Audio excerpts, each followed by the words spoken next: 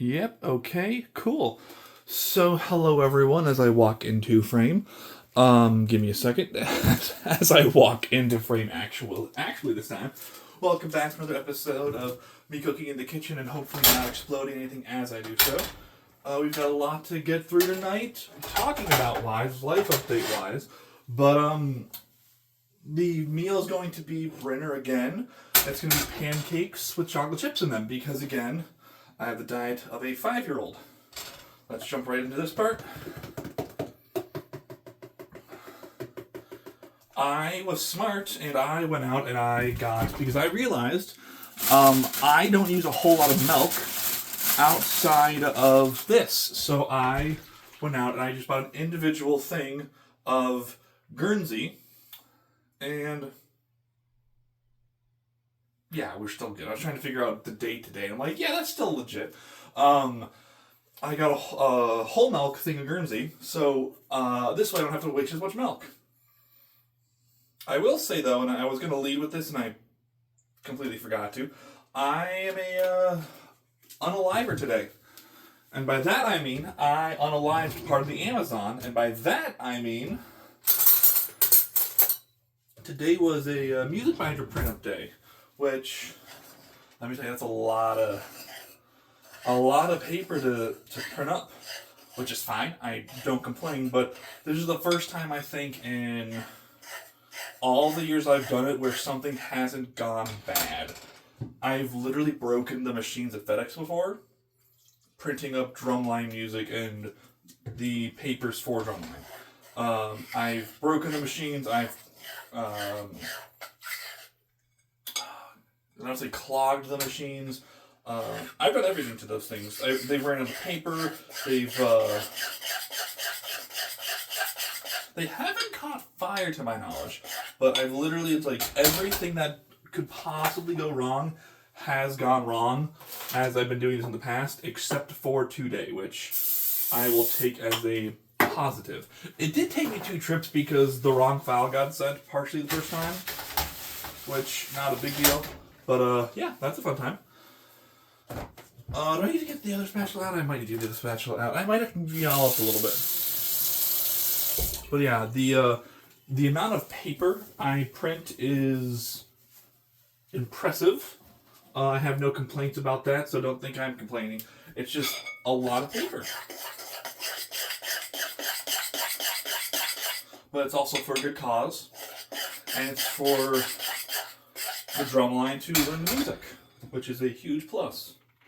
Because otherwise, how are they going to learn the music?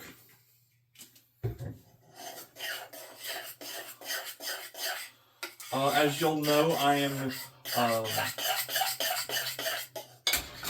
back in khakis and rolled up sleeves because Michigan just hates everything, I think.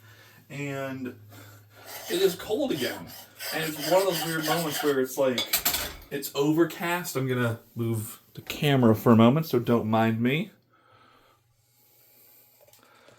Let's keep the food front and center right there. Oh, I think I did it. Let's see. Yeah, question mark? Yes, I did. Cool. Okay, let's move the camera back to keep the food front and center. Cool. Excellent. Yeah, we're not focusing on the trash can over there. We're focusing on the food right over here. What was I saying? So yeah, it's been overcast for today, and it's chilly, and it's like it feels like it's gonna rain, but it doesn't. And I went to the gym again today after subbing, and that's gonna be a fun story also to tell y'all. I got back and I literally just down for a nap. When I woke up, I did not have enough liquids in my body, so I woke up a little bit dehydrated, which is not a good time, as many people will attest to. But also just felt heavy because the barometric pressure is not my friend, as is the case this time of year.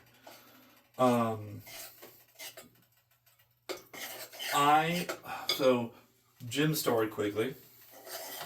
As some of you, many of you, all of you, a portion of you know, My back decided to give out last year when I was marching homecoming. And I put my snare on because I was not using a stand that day because I decided to not, and I had immediate regrets. Put the stand onto the carrier, and immediately my back goes, nope, we're going to not do that. And the entire bottom portion was just literally like, it was like here down to here, and I had trouble breathing. And I could barely make it. And I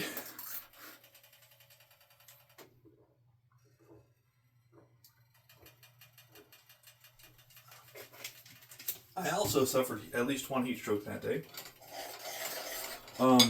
There was not enough water at the time. From what I was told, water had been stolen. Or taken. So, I said I would sacrifice my well-being and not have water right away, eventually to get water. But, yeah, the after effect of that was just not a good time. So, I went to a chiropractic adjustment place, and they kind of were doing good and kind of not. And then one afternoon, I was laying super weirdly on the couch, and I literally was like, this is going to make my back worse. I just know it's going to make my back worse. And I get up like an hour later, and it feels great for the first time in months.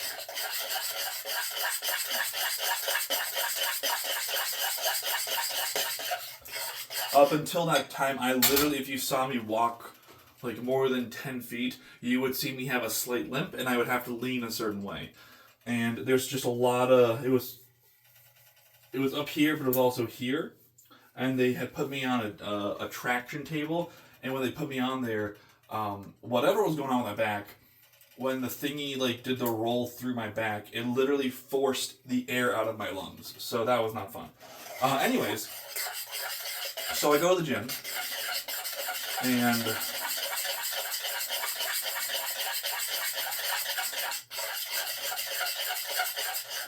I'm doing a lot of arm stuff, and I'm doing the elliptical. And I'm like, you know what, let's try to do stomach again, because it's been some time since we've done stomach and abs and obliques and everything else. So I tried the obliques, because I do not want to do the crunches. I want to do, if anything, I'm not a fan of the sled, because that puts too much like strain on the arms. So like, let's do obliques. Oblique is where you rotate your hip back and forth like this. Excuse me. I forget how strong I was, I guess, and I put it only at 70, and I'm like, okay, we can start here. Not a problem. Well, two things happened. Number one, I realized 70 pounds is not that much for my hips to go this way and that way. Number two, the third one I did, I felt this part of my back go, nope. So there's a low throbbing pain right here, and it is not fun. And I'm going to try to lay very awkwardly later and solve a problem I had solved for a month or so.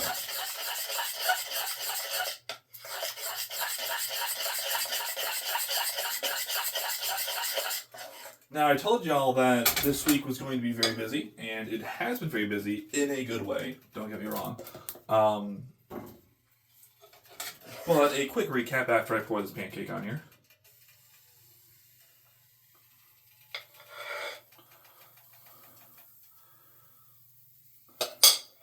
So, in the past week, I've had multiple band events, a sectional, a rehearsal.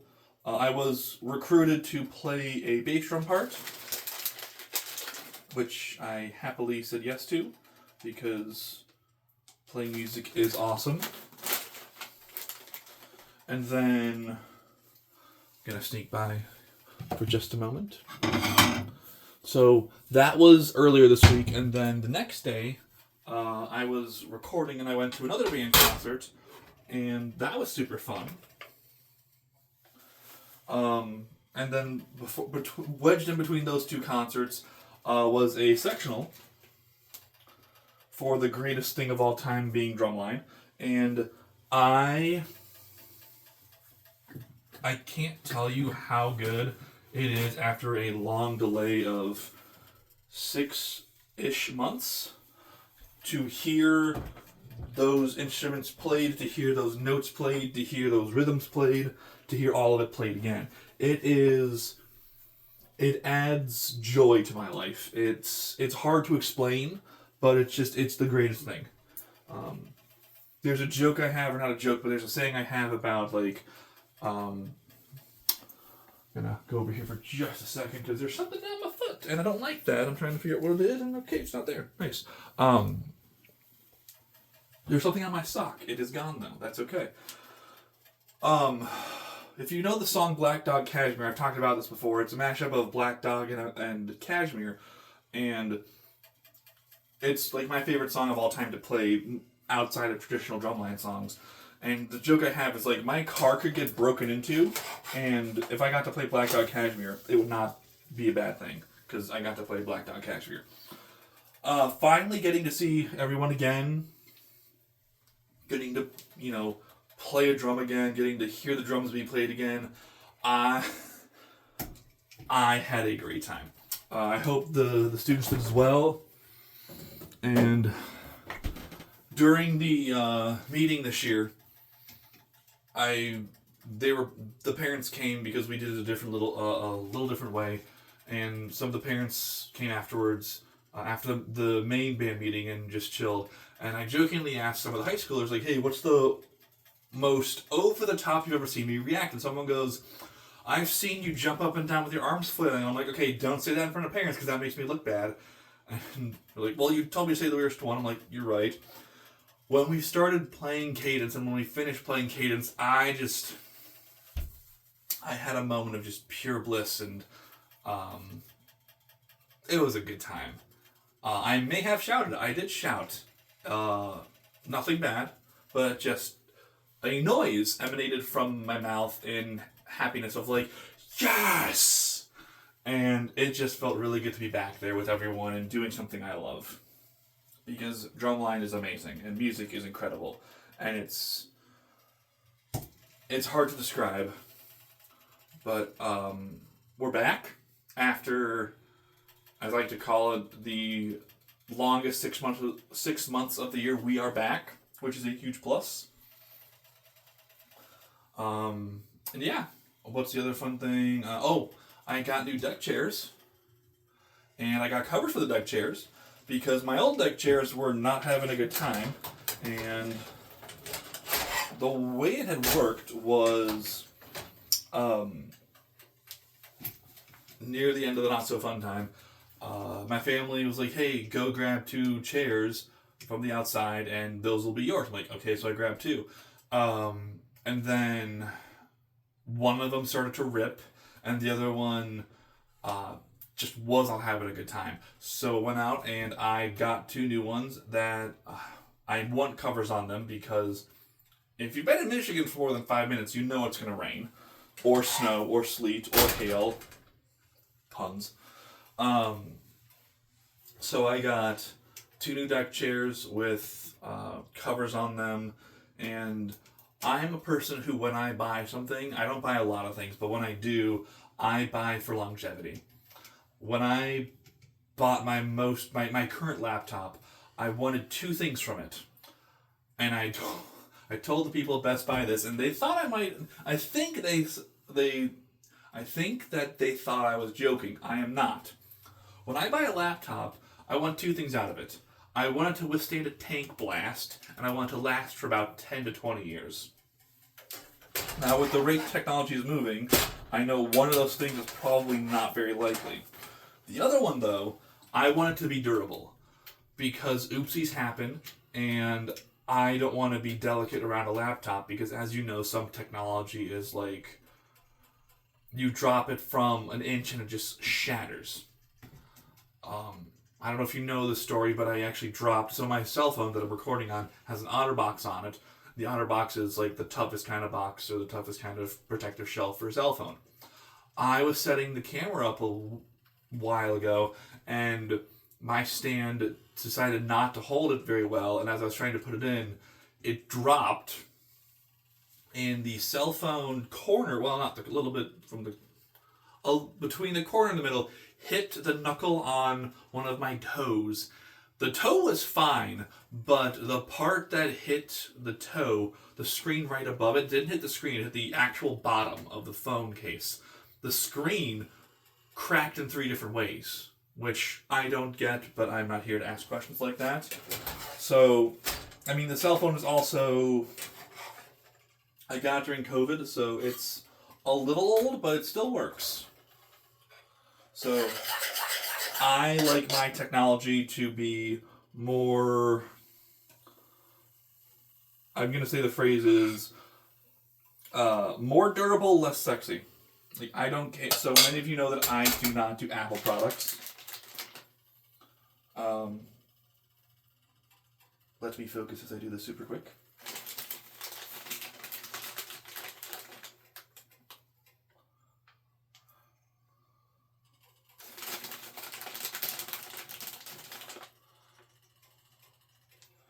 I don't do Apple products, and watch that come back to bite me.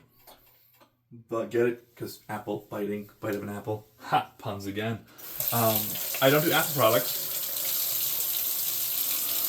But I am very big on, like, I truly tell people I don't care, I just want these things. So the laptop I most recently got, literally on it says, there is, one of the stickers says, military grade industrial strength steel, which, that sold me right away. Because there have been people that have been like, hey, let me show, I think it was a Microsoft something or other, takes like a key and starts swiping it across the screen to show me how the screen doesn't break. And I'm like, no. I am much more brand loyalty person than anything else. So like I've had an Android for more than a decade. I did Asus for laptops. It was Toshiba, I think Asus. I went to a Dell for a minute. That was terrible. Came back to Asus and I still have that laptop. I did technically own one Apple laptop many years ago, for like a summer. And I owned it. It was lent to me. But as a brand loyalty person, right now I love Asus and I love Android, and one of the things that I also do love about Asus is that Asus.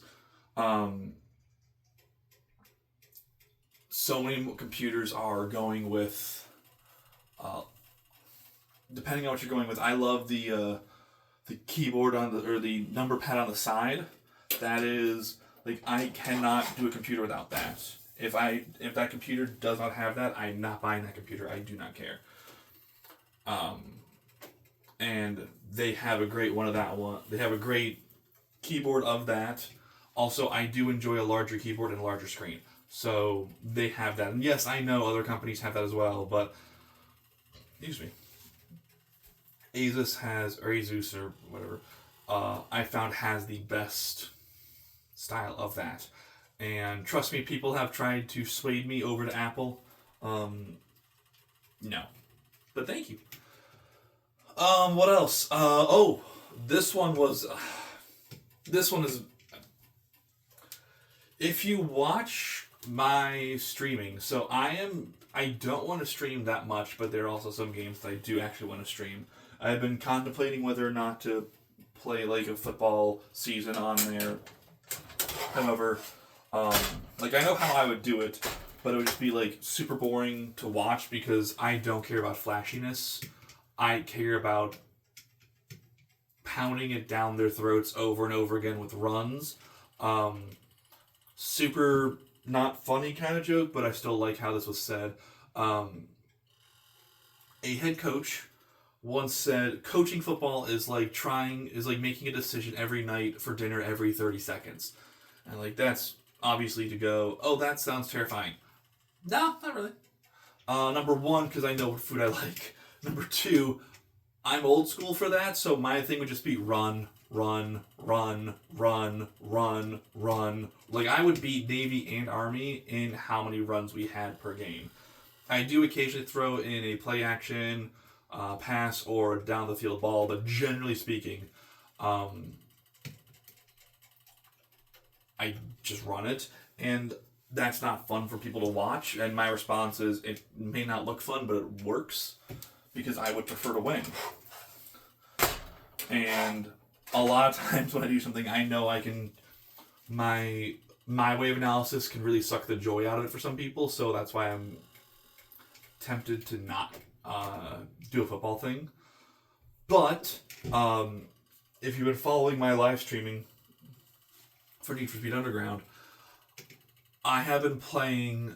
So I played that game decades ago, plural decades ago. It's been a long time, and there was a race I could not win for anything, and it was part of it was, like I've been talking about, the rubber banding of the opponents, the literal precision needed on some turns, the amount of traffic that there was, and then the unbreakable objects, because there are some objects that will, fall when you hit them. And this course had, I believe, none of those, which was, no, there were I think there were a couple of traffic cones that you could hit and they would go flying, but there was none of that. Anyways, hold on, let me put this to soak, and then I will tell you the story.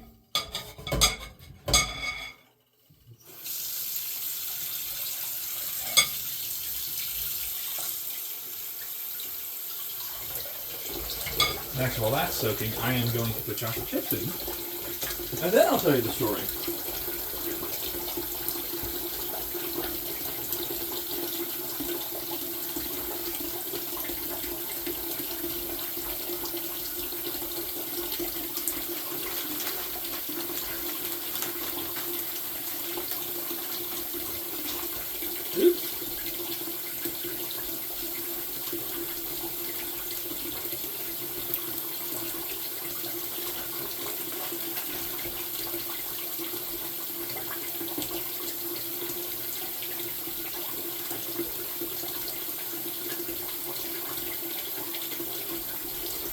Also, I should mention another anecdote to the coach saying, imagine trying to pick dinner every 30 seconds. That's what it's like calling football plays. Not only, so I have the joke of I'll just keep running it. You never said I had to pick the right decision. You just had to say I had to make a decision. So I do find that funny. So this race has been literally, those of you who don't know, I am a completionist. I believe in completing a game as full as I possibly can. And this race was near the end, but I think it was 86, I think was it? Somewhere around there. And I knew it existed, so I wasn't completely blind to it. But between the traffic and the non-breakable things and everything else, you literally would have to have a perfect race. Because you could crash into traffic and everyone would zoom by you, and they would almost never crash into traffic. I think I saw 4 crashes total. Anyway, so I'm finally playing this game again. And, excuse me. Within the first lap, because I had to trade the car I was using for another car. And once I switched to this other car, wow, things were better. Not anything against the first car, but just some cars handle better and some cars are faster or whatever else. And I am, with the original car I used, which was a Honda, it was hard to make a lap or two, and then I switched to whatever car, I think it was a Mazda. And that would get me at least to lap 3, but lap 3 would always just something would happen. And then earlier this week when I was playing it, I could not get past the first lap for anything. I would crash into a car, they would crash into me to crash into a car, they would send me spinning. There was literally a part where I was here and the car behind me was here, and the car hits me, and I literally just go spinning out of control. And I'm like, how does that work? So finally, I beat it, and I'm literally watching, and my heart has not raced that fast in a while. But I'm just like, okay, ignore everything else. Don't look at times. Don't look at where the other people are in the race. And after literally 2 decades, I finally beat this level, and I just went. My first thought was, don't hit restart. Hit continue. Make sure we save, and then we can breathe. And then I said also, okay, we have to play one more race just to make sure we don't have to do that ever again. So I did, I think, a drag race, and then I quit out of that night. But I'm going to be live streaming again because I have some time tonight, and I don't have to ever do that race again, to my knowledge. Unless the memory card gets corrupted or something, please, no. But I beat that race after literally over 2 decades of it literally being on my mind. So that's awesome news. On that fun note, the greatest spectacle in all of racing, the Indy 500, is happening this Sunday, unless there's a rain delay, then it'll happen on Monday, on Memorial Day. This holds a special place in my heart because for the longest time, my aunt, when she was still alive, she would, am I supposed to say, God rest her soul, my aunt, when she was still alive, she lived down in Indianapolis, and we would go down there for the weekend, and they used to go, before I was born, they would go down and do the race, I think in the 70s and 80s, maybe, or 90s, I don't know. I just know there are pictures of it that exist. I'll figure it out, and then I'll make a correction on it. And for us, it was always the start of summer. June 21st, okay, you can have your thing. This was always our official start of summer. And there's just something incredible about this race, where if you haven't watched it, the track is 2.5 miles long, and it's a very simple straight, left, straight, left, straight, left, straight, left. But just the history behind it, the emotion behind it, the tradition. It's like college football tradition, but in racing. And I think they have their parade today. And there's a saying that goes, the racers don't pick the winner, the track picks the winner. And some people have, I think Ed Carpenter or Tony Kanaan. So no, Ed Carpenter is the hometown hero who I don't think he's ever won it. Tony Kanaan was the largest lap leader. He never won it. And then there's some people who have won it 4 times. So Helio Castroneves is the most current one. He won it a bunch, and then he won it 2 years ago. And it's ironic because the first year after my mom and my aunt passed was the first time in years where there was a full-on rain delay of the Indy 500. And if that's not symbolistic, I don't know what is.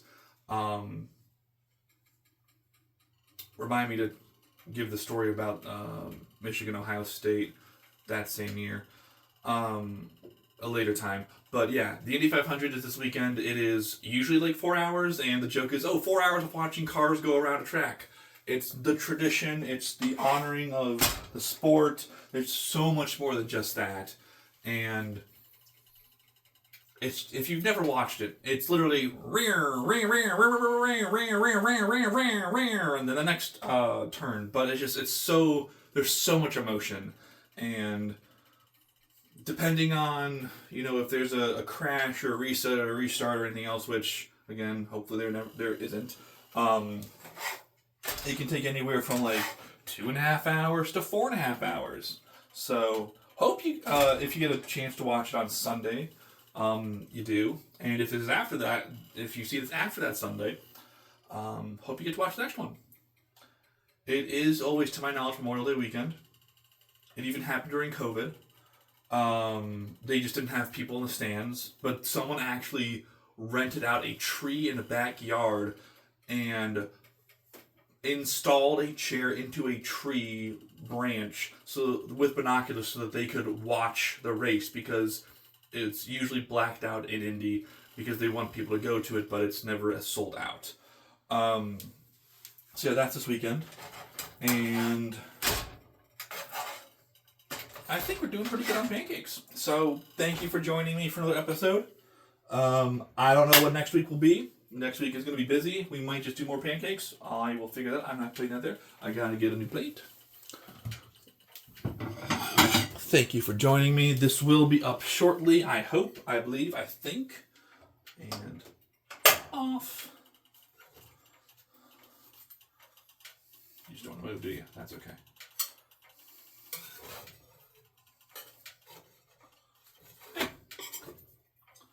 You are, like, not being helpful at all right now, by the way.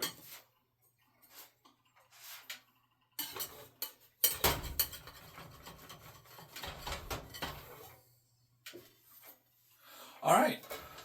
Thank you very much for joining me today, and I will see you on the next episode. Until then, I hope you enjoy your dinner, and yeah. Pancakes. Have a great rest of your day. Enjoy Brinner with me, or enjoy Brinner. Thank you for joining. How many more times can I say the word join? Anyways, one more look, and have a great long weekend.